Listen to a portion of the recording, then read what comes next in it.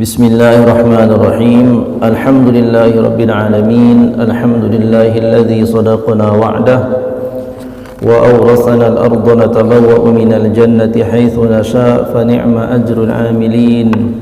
Ashhadu an la ilaha illallah wahdahu la syarika lah wa ashhadu anna sayyidana wa maulana Muhammadan 'abduhu wa rasuluh la nabiyya wa la rasula ba'dah, amma ba'd.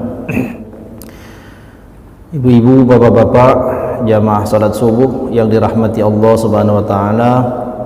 Kita lanjutkan pagi hari ini kajian kita terhadap kitab Al-Azkar min Kalami Sayyidil Abrar, taklif Al-Imam Al-Allamah Al-Mujtahid, yang disusun oleh seorang ulama yang allamah, yang luas ilmunya, mendalam pemahamannya, Al-Mujtahid, yang juga telah mencapai derajat sebagai seorang mujtahid.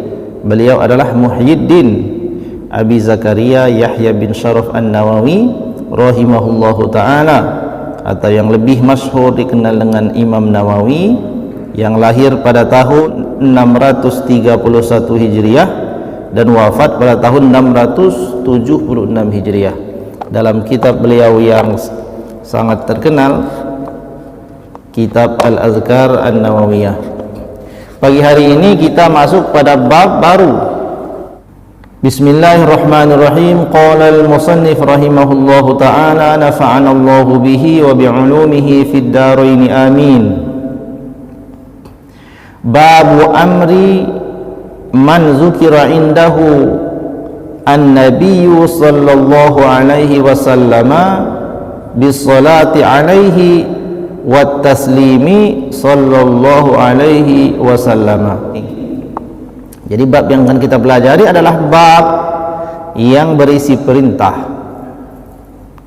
atas orang yang disebutkan Nabi pada sisinya sallallahu alaihi wasallam bis salati alaihi wa taslim, untuk orang tersebut mengucapkan salawat dan salam kepada baginda Nabi sallallahu alaihi wasallam.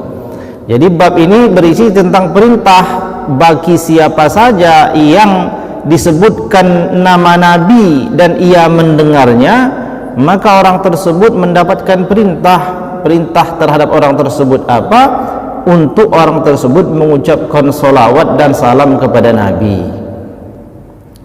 Jadi orang yang mendengar nama Nabi disebut, ia diperintahkan untuk bersolawat dan salam kepada Nabi. Itu bab kita yang akan kita bahas pada pagi hari ini.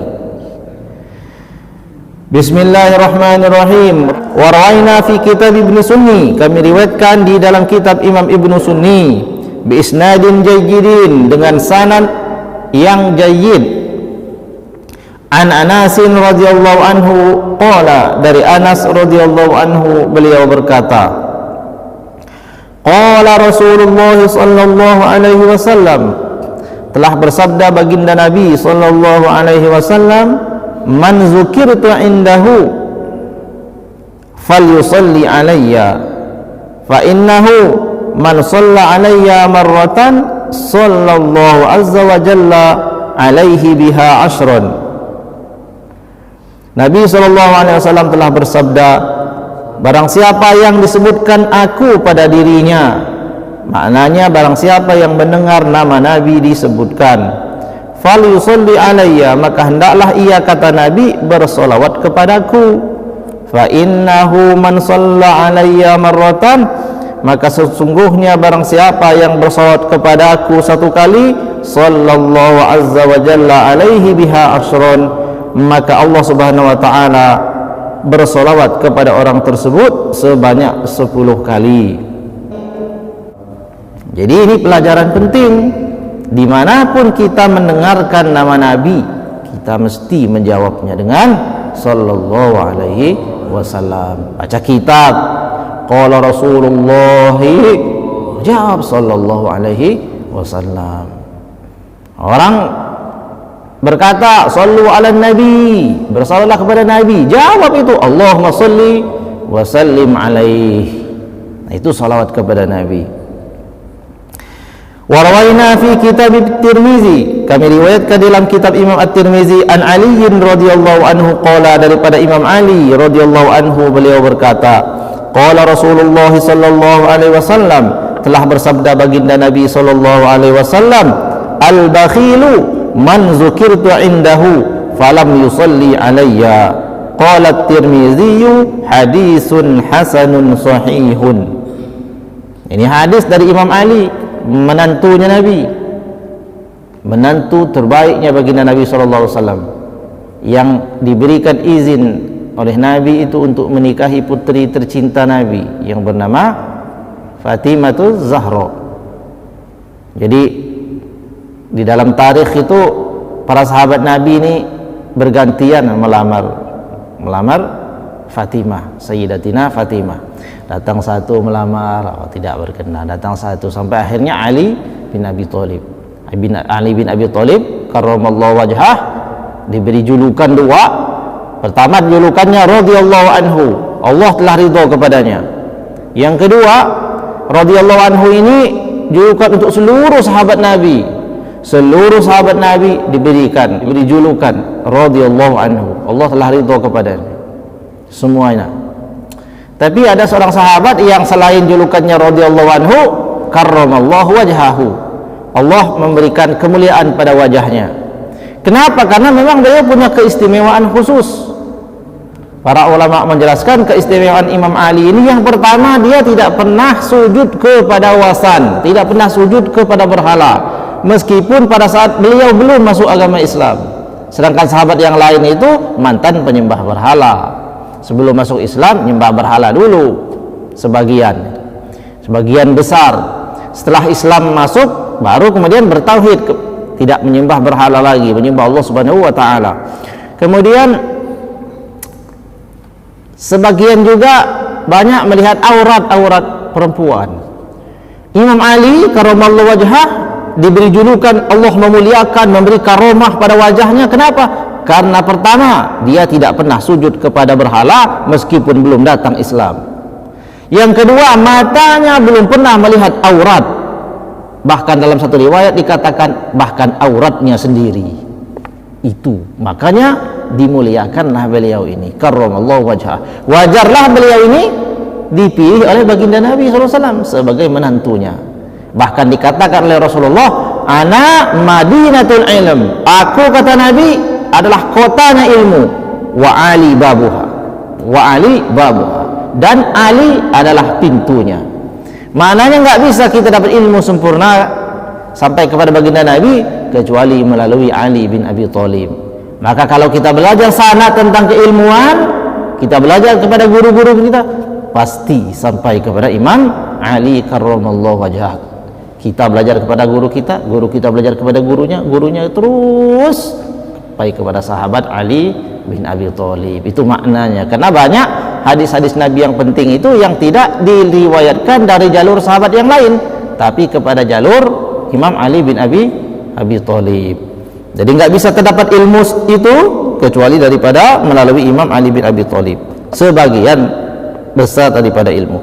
Nah, Imam Ali bin Abi Thalib ini langsung mendengarkan Nabi SAW bersabda, al-bakhil, orang yang pelit itu. Kita senang nggak kalau punya teman orang pelit? Tidak senang. Bakhil ini termasuk satu sifat yang tercela, terkenal di dalam hadis, terkenal di dalam ayat.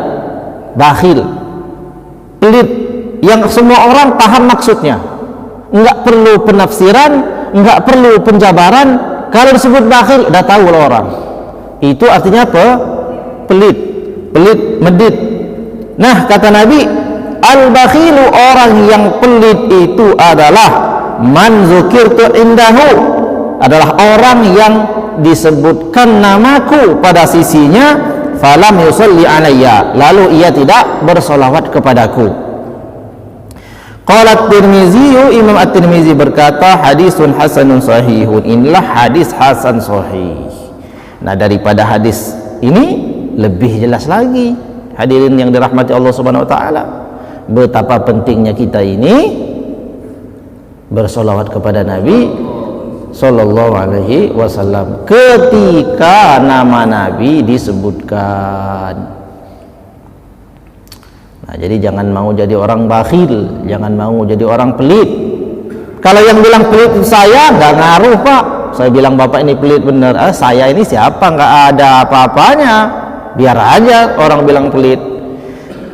Mungkin saya salah informasi sehingga saya bilang orang itu pelit. Mungkin saya tidak pernah melihat dia bersedekah, maka saya bilang pelit.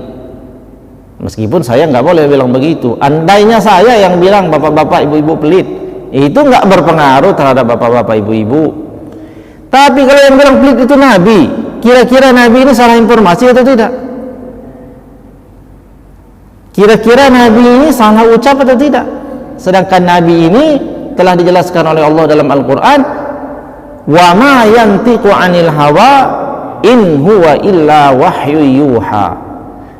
Tidaklah Nabi itu berkata, tidaklah setiap ucapan Nabi itu berdasarkan hawa nafsu atau keinginannya Nabi sendiri, melainkan setiap ucapan Nabi itu adalah beliau berkata berdasarkan wahyu. Jadi kalau orang yang sudah berbicara dengan wahyu dari Allah Subhanahu wa taala, setiap ucapannya tidak ada salahnya. Maka ketika beliau yang mulia mengatakan orang itu pelit, maka seluruh makhluk di bumi akan mengatakan dan meyakini orang tersebut orang pelit, meskipun dia dikenal orang sebagai orang yang suka memberi sesuatu kepada orang lain. Kenapa tetap dikatakan pelit? Dia memang zohirnya kelihatan memberi orang, tapi ternyata hatinya bakhil. Makna bakhilnya itu ada harapan lain yang dia harapkan daripada memberi orang lain itu, tapi orang lain nggak tahu, yang tahu Nabi. Makanya tandanya adalah orang bakhil itu ketika disebut nama Nabi dia diam saja. Orang bilang shollu ala Nabi, apalagi nyuruh salawat. Bahkan ada yang bilang nggak boleh nyuruh orang salawat, orang salawatan bid'ah lagi. Nah, itu enggak seperti itu, justru memperbanyak sholawat. Batasannya itu 1 kali sholawat, Allah yang langsung bersolat kepadanya 10 kali.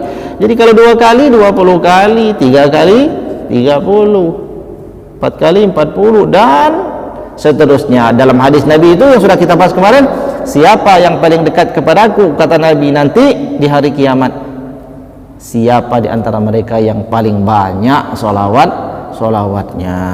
Jadi kita jangan lagi kita membisu dan diam ketika mendengar nama Nabi disebutkan.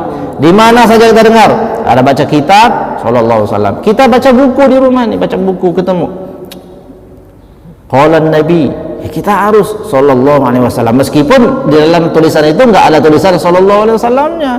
Mungkin orangnya lupa tulisnya, mungkin percetakannya enggak tahu, mungkin percetakannya menghapus dan lain sebagainya, atau terhapus sendiri, macam-macam, sehingga tidak ada tulisan qala Nabi Muhammad, udah nggak ada sallallahu alaihi wasallamnya di situ. Ya kita terus mengucapkan sallallahu alaihi wasallam. Ada yang baca kitab begini qala Nabi sallallahu alaihi wasallam, sallallahu alaihi wasallam. Baik itu dijaharkan secara kuat atau dengan cara dipelankan, yang penting menjawab dengan sholawat. Wallahu a'lam bishawab, wallahu al-muwaffiq ila aqwamit thoriq. Wassalamualaikum warahmatullahi wabarakatuh.